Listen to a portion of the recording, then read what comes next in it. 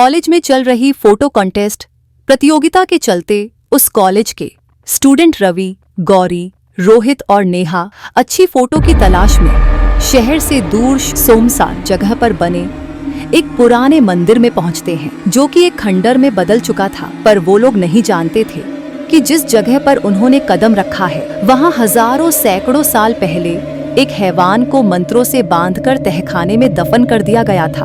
उसके बाद वो मंदिर खंडित हो गया था, जिस वजह से सैकड़ों सालों से किसी ने वहां कदम तक नहीं रखा था। गौरी, उफ, कितनी वीरान जगह है ये, और ये खंडर देखने में कितना डरावना है। लगता है वर्षों से यहाँ कोई नहीं आया। नेहा, तुमने सही कहा गौरी, यहाँ तो सूखे पत्तों और कोहरे के सिवा कुछ नहीं दिख रहा। गौरी, मुझे तो अजीब सा डर लग रहा है। तुम लड़कियों की यही प्रॉब्लम है, हर जगह डरने लगती हो। ऐसी जगह पर ही तो एडवेंचर आता है। गौरी, एडवेंचर तुम्हें आता होगा, मुझे तो अभी से बहुत डर लग रहा है। देखो ये पुराना मंदिर कितना डरावना है। नेहा, क्या हम लोग फोटो शूट करने किसी और जगह नहीं जा सकते?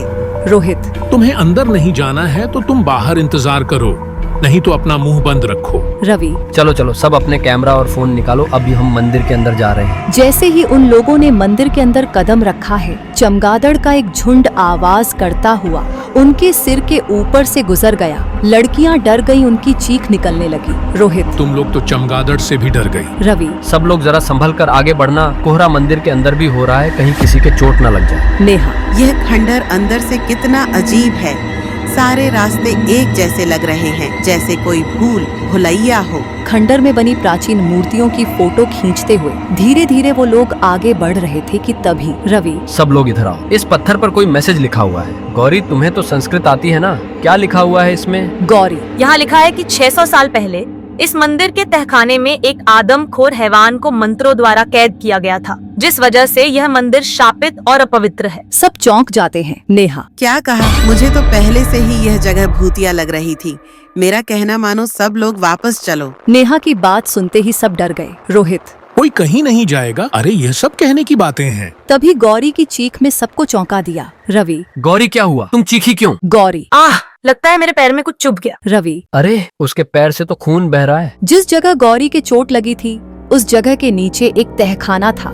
गौरी के पैर से निकलता खून तहखाने के अंदर टपकने लगा, जिससे सैकड़ों साल से सोया हैवान जाग उठा। नेहा, अरे ये चारों तरफ इतना कोहरा कैसे बढ़ गया, कुछ दिखाई नहीं दे रहा।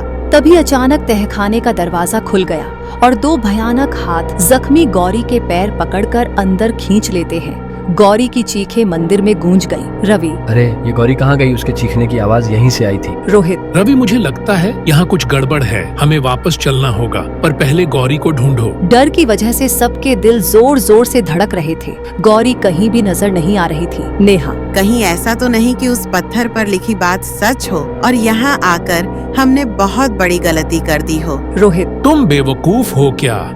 आज के जमाने में भी भूत प्रेतों की बातें कर रहे हो? यह सब अंधविश्वास की बातें हैं। गौरी को ढूंढो, यहीं कहीं होगी। इससे पहले रवि और रोहित गौरी को तलाशते उन्हें नेहा के चीखने की आवाज सुनाई दी। इस बार हैवान ने नेहा को शिकार बनाया। रवि आवाज की दिशा में दौड़ा। रवि, नेहा, नेहा क्या हुआ तुम्हें? किधर हो तुम? हैवान नेहा के बालों को पकड़कर उसे घसीटते हुए तहखाने की तरफ ले गया। रवि को भागते भागते मंदिर के विशाल स्तंभ के पीछे उसे एक आकृति दिखाई दी। रवि, डरते हुए नेहा तुम हो वहाँ पर, जवाब दो। जैसे रवि उसके नजदीक पहुंचा, उसके सामने हैवान खड़ा था। उसका भयानक चेहरा देखकर उसकी रूह कांप गई।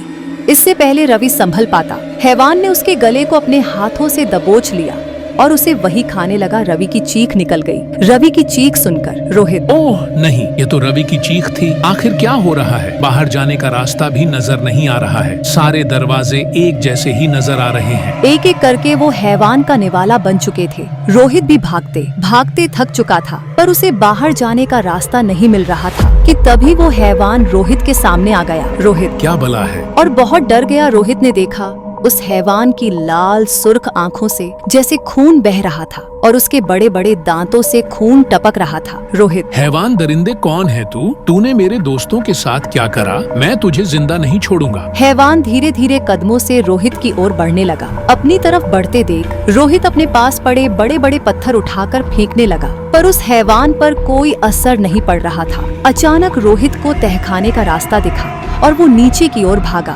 तहखाने में पहुंचकर रोहित को तीनों दोस्तों की लाशें दिखाई दी। रोहित, हे भगवान, रवि, गौरी, नेहा, ये क्या हो गया तुम लोगों को? उठो मेरे दोस्तों, उठो।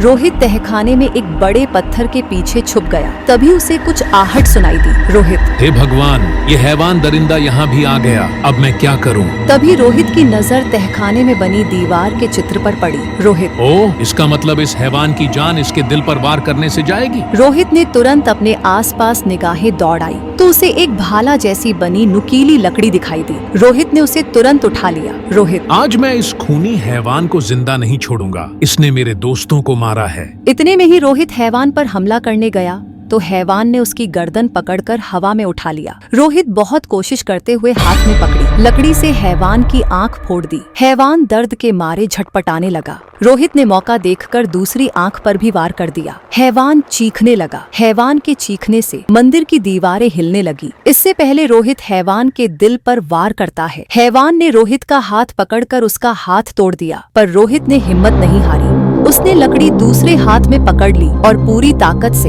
हैवान के सीने पर वार कर दिया। रोहित, ये ले शैतान, अब मर। हैवान की खौफनाक चीख से पुराने मंदिर का कोना कोना कांप उठा। रोहित तेजी से सीढ़ियों पर भागने लगा, मगर ऊपर पहुंचने की लाख कोशिश करने के बाद भी रोहित वही तहखाने में पहुंच जाता था। रोहित, क्या मुसीबत है? उसके हाथ से खून निकलकर तहखाने में गिरने लगा। इससे पहले रोहित संभल पाता, रोहित के पीछे से दो हाथों ने रोहित को पकड़कर खा जाता है। इस तरह रोहित बचाओ मुझे चीखते चीखते मर जाता है। आखिरकार रोहित भी हैवान का निवाला बन गया और उस मंदिर में पहले जैसा सन्नाटा बसर गया।